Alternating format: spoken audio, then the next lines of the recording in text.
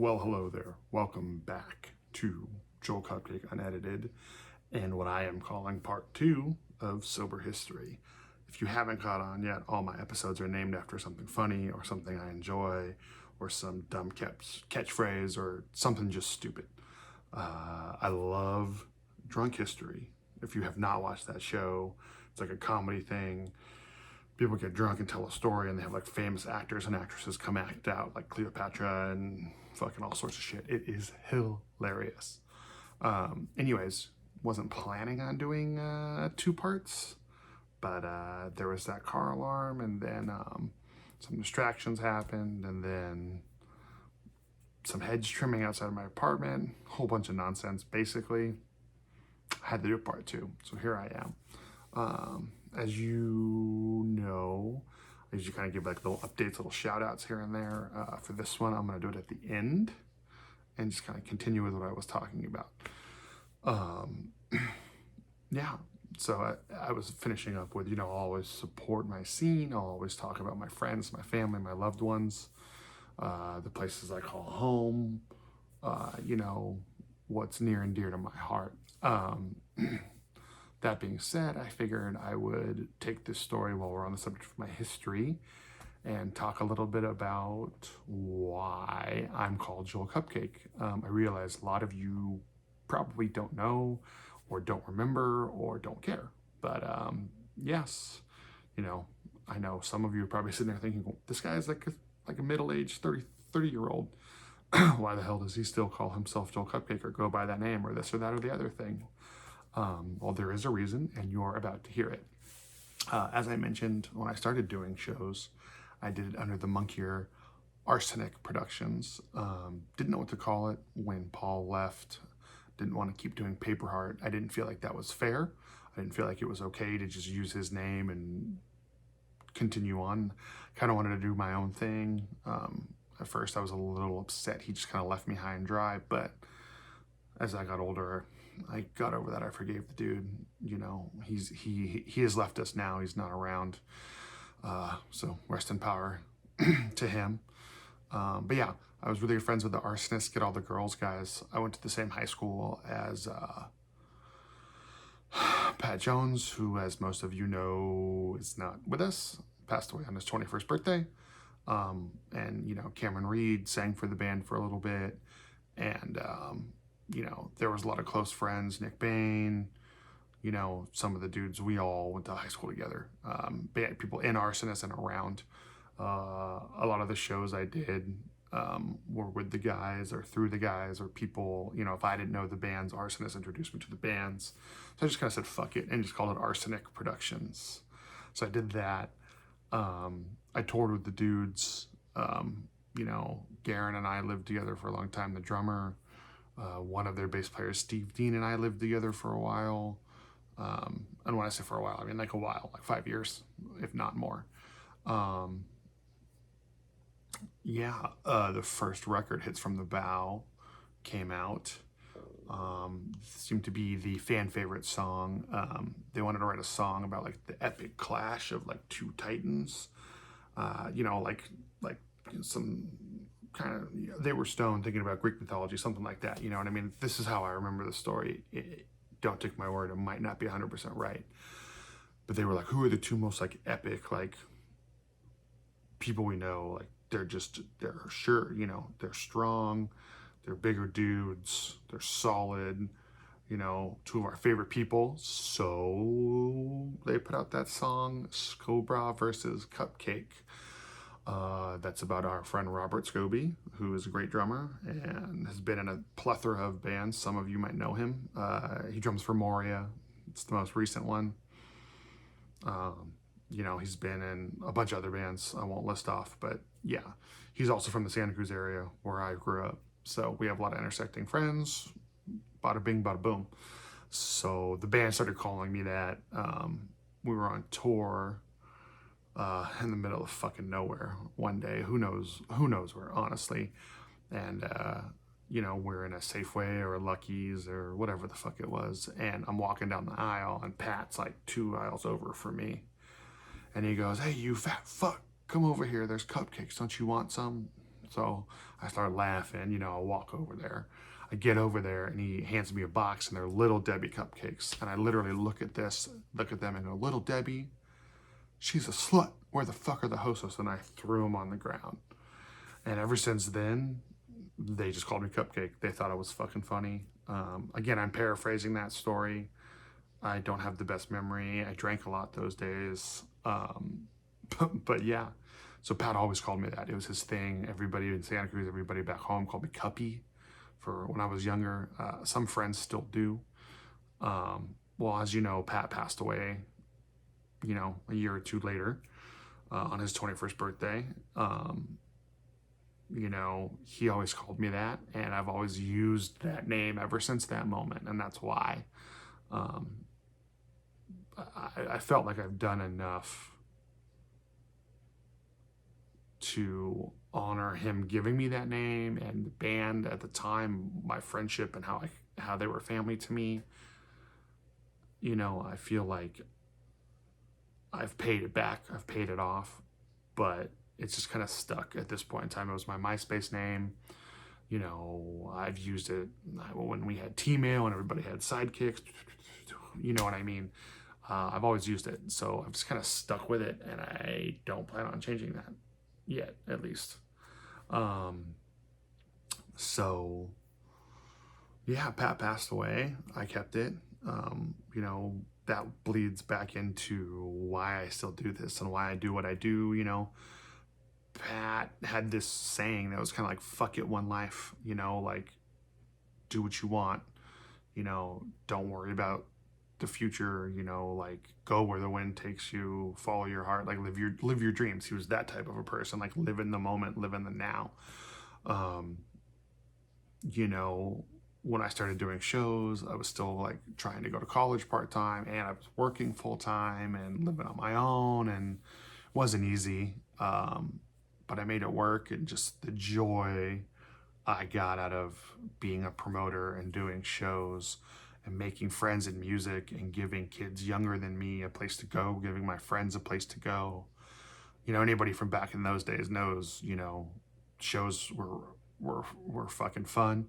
And then usually we raged at my house or someone else's house afterwards and just had big parties and no drama, no bullshit. We were just a community, just one big psychotic family, and that is what we did.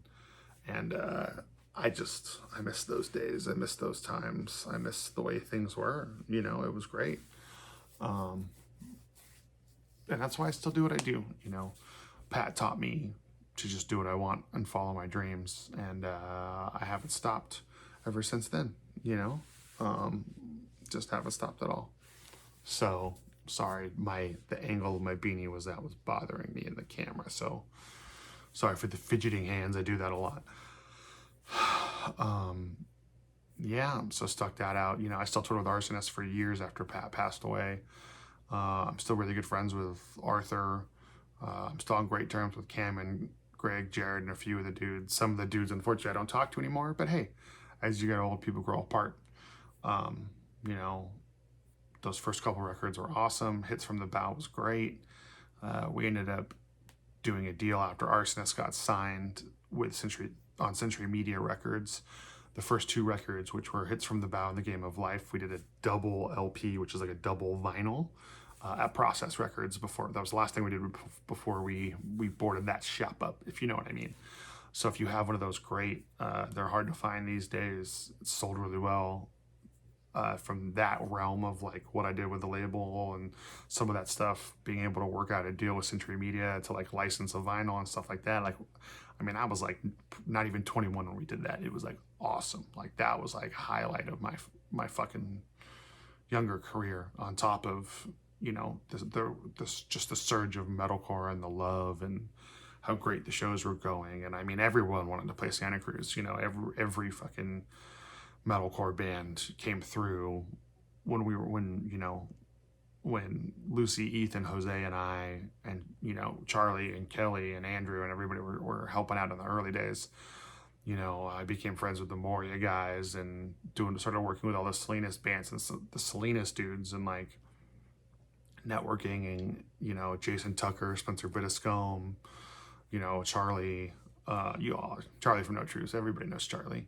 A lot of those people gave me a lot of advice along the way, and I would not be where I am without them. I grew up seeing how Eddie Numskull did shows and kept going and just had awesome connections and an awesome reputation. And I'm glad I've been able to kind of turn into my own version of that. At least, that's how I view myself. I don't like tooting my own horn. That's not what I want any of these episodes or series to be about. So I'm not going to talk about that anymore. Yeah. Well, that's most of my history. That's why I'm called Joel Cupcake. That's some rough timelines for you. Touring was that 5 years I toured and tour managed and did merch and drove and whatnot was great. I wouldn't trade some of those experiences for the world. Definitely takes a little bit of years off your life. Got a bad knee from it, did some dumb shit, did some fun shit, did some really embarrassing stuff. Have friends all over the country because of it. If any of you are watching, you know who you are. Thank you. Yeah. And, to circle back on my first, my video prior to this, I feel like I bring a lot to the table whenever you want to have a business discussion for me or try to learn from or with me, like I've been on the manager side of the table, the band side of the table, the touring side of the table, the crew side of the table, like as far as a crew, like a worker. I've dealt with scene drama. I've dealt, I know a lot of the laws. I know how to travel. I know what it costs to be on the road, 6 to 9 months out of the year. Like I get all of it. I get it, so I hope I've adequately serviced the question, what does he have to say? Why should we listen to him? Who the fuck is this guy? So yeah. Beyond that, I just posted a Wix link, which Wix is just like a free website builder it's like over 100 contacts of people who most of are from the industry, but they're all self-employed. They're all affected by the coronavirus. I talked about that in a couple other episodes that I was assembling that and doing it. It is live. Alana from Lion's Eye Media helped me assemble all of that. It's free. We're not charging money to view it. We're not charging money to be on it. We're not doing any of that. The link, you can find it on my Facebook or on my personal webpage, which is just joelhaston.com. Please check that out if you want to be on it. Just email me or Alana. It does not matter which one of us you email, and we will get you added to our internal spreadsheet, which then gets posted on the website. For that, Frank Finelli still got For the Nomads going. It's actually turned into a full-blown movement. It's no longer just a GoFundMe. It's forthenomads.org.